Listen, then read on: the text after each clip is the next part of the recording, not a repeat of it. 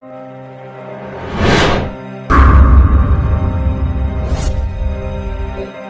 Ibu yang kami muliakan, sekarang kita menceritakan tentang proses kehancuran alam semesta. Bapak Ibu, malaikat Israfil ketika mengetahui bahwa Nabi Muhammad sudah diutus, pangkal terompet itu sudah dimasukkan ke dalam mulutnya. Kemudian kata Rasulullah, kedua bola matanya tiap sebentar melirik ke bawah arasy Allah, menunggu aba-aba kapan ini ditiup. Ternyata saat dia dapat instruksi untuk ditiup, langsunglah dia meniup. Akibat tiupannya ini, kata Rasulullah SAW, seluruh sendi-sendi alam semesta hancur, sehingga seluruh alam semesta menjadi lemah. Langit menjadi lemah, bumi menjadi lemah, matahari menjadi lemah, bintang-bintang dan seluruh tata surya menjadi lemah. Lalu mereka akan bertabrakan antara satu dengan yang lain. Kaum muslimin yang kami muliakan, kondisi ini menjadikan beberapa pemandangan berikut ini pasti akan disaksikan oleh orang yang hidup ketika itu. Maka Nabi mengatakan, seburuk-buruk orang yang pernah hidup di bumi adalah orang yang nanti langsung menyaksikan kejadian kiamat. Apa yang terjadi? Lihat di dalam Al-Quran, Allah berfirman di surat Al-Haqqah, surat yang ke-69 di ayat 13 sampai 14. فَإِذَا نُفِخَ فِي الصُّورِ نَفْخَةٌ وَاحِدَةٌ وَحُمِلَتِ الْأَرْضُ وَالْجِبَالُ فَدُكَّتَا دَكَّةً وَاحِدَةً. Saat tiupan sangkakala pertama ditiup, bumi langsung berbenturan dengan yang lain-lainnya. Akar-akar gunung lepas, lalu menghantam kembali bumi ini. Gunung-gunung di mana lepas menghantam bumi ini. Mereka saling bertabrakan antara satu dengan yang lain. Manusia ketika itu seperti anai-anai yang berterbangan. Manusia yang ada seperti anai-anai yang berterbangan. Gunung-gunung seperti kapas yang ditiup. Gimana kapas yang ditiup? Ada. Kebayang deh kapas yang ditiup, ya. Seperti itulah keadaan gunung-gunung. Bapak Ibu yang kami muliakan, kondisi ketika itu. Kemudian, apalagi pemandangan yang akan dilihat? Seluruh air laut akan melalap daratan bumi yang tersisa. Wa idzal biharu fujirat, dan apabila seluruh laut fujirat. Tsunami yang pernah terbesar di alam ini sejak bumi terkembang adalah tsunami Nabi Nuh. Berapa ketinggiannya? Berapa? Ya setinggi gunung. Coba deh disebutkan secara ilmiah berapa? Di Al-Bidayatu wan Nihayah oleh Al-Hafiz Ibnu Katsir dijelaskan tingginya tsunami Nabi Nuh 5.000 meter. Ya. Pertanyaannya, dari mana sih munculnya tuh air laut? Jawabannya adalah entah. Kita nggak tahu dari mana tuh munculnya air. Kok bisa setinggi itu? Lalu disembunyikan kemana? Nggak usah dibahas deh. Pokoknya imani saja itu sudah Allah lakukan. Sebagaimana Allah menjelang munculnya Dajjal sanggup menyembunyikan air. Entah kemana hilangnya tuh air. Betul tidak? Sampai-sampai air tidak ada yang turun dari langit. Air yang ada di daratan bumi mengering di mana-mana. Dan sekarang sudah mulai menunjukkan ada indikasi ke arah itu. Nah Bapak Ibu, Allah Maha Kuasa. Baik, air laut saat itu tumpah. Mau lari kemana? Pemandangan berikutnya, ini ketika bunyi trompet itu ya ditiupkan. Ketika bunyi trompet itu ditiupkan, seluruh wanita yang sedang menyusui saking faza'nya. Faza' itu tahu? Faza' kayak burung nih, burung merpati lagi makan-makan rame-rame dengan kawan-kawannya, makan biji-bijian yang kita serakkan. Tiba-tiba kita lemparkan mercon yang meledak.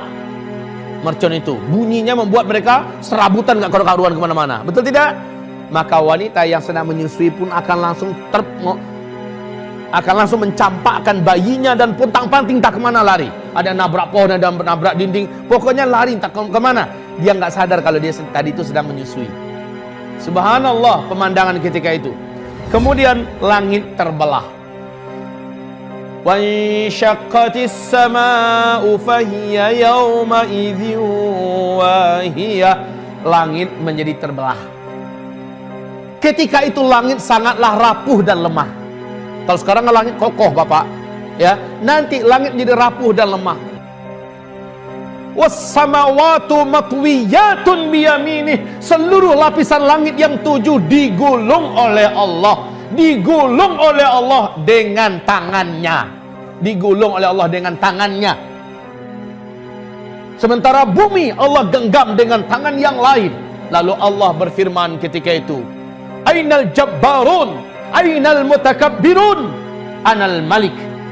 Mana dulu para penjahat-penjahat yang sombong dengan kekuasaannya, yang sok dengan pangkatnya, yang merasa kaya? Mana yang sombong-sombong? Ainal mutakabbirun, anal malik. Sayalah raja di raja. Ketika seluruhnya telah dibinasakan, ketika itu Bapak Ibu tidak ada satu pun yang tersisa. Kullu man 'alaiha fan.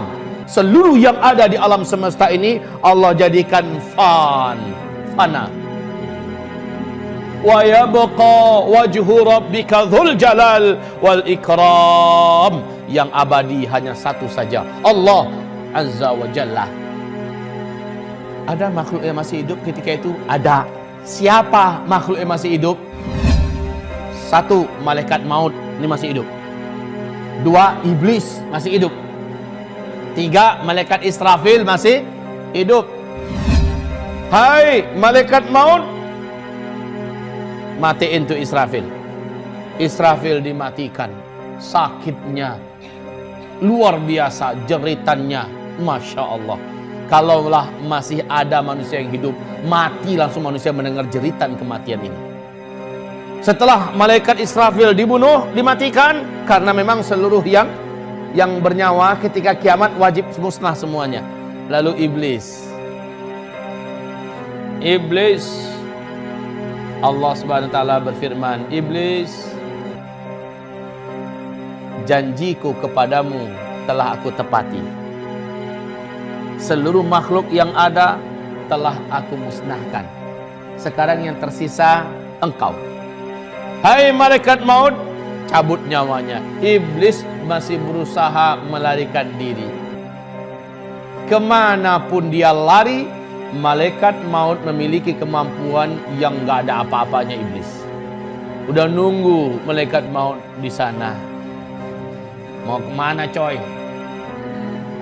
Kemana saja lari, ditunggu, akhirnya dicabut.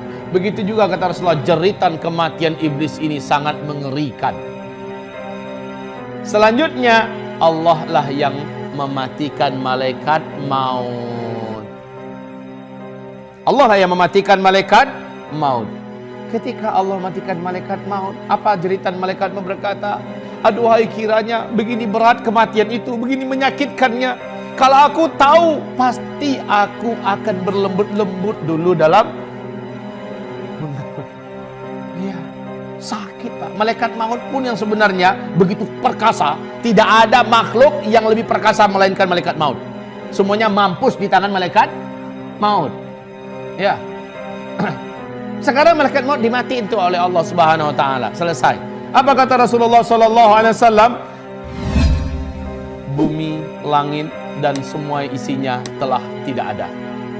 Senyap, senyap, senyap, senyap. Berapa lama? Arba'in ma bainan nafkhatain, antara dua tiupan. Tiupan pertama dengan tiupan kedua ada masa arba'un. Ada masa, kata Rasulullah, arba'un. Apa arti arba'un? 40. Qal Rasulullah SAW berkata, arba'una yawman. Qala abait. Qala arba'una syahran. Qala abait. Qala arba'una sanatan. Qala abait. Enggak tahu 40 hari kah, 40 minggu kah, 40 bulan kah, 40 tahun kah, enggak tahu. Pokoknya 40, informasinya gitu kata Rasulullah sallallahu alaihi wasallam. Qal thumma yunazzilullahu minas sama'i ma'an Makhluk yang paling pertama Allah ciptakan adalah siapa? Yang pertama sekali Allah ciptakan adalah malaikat Israfil.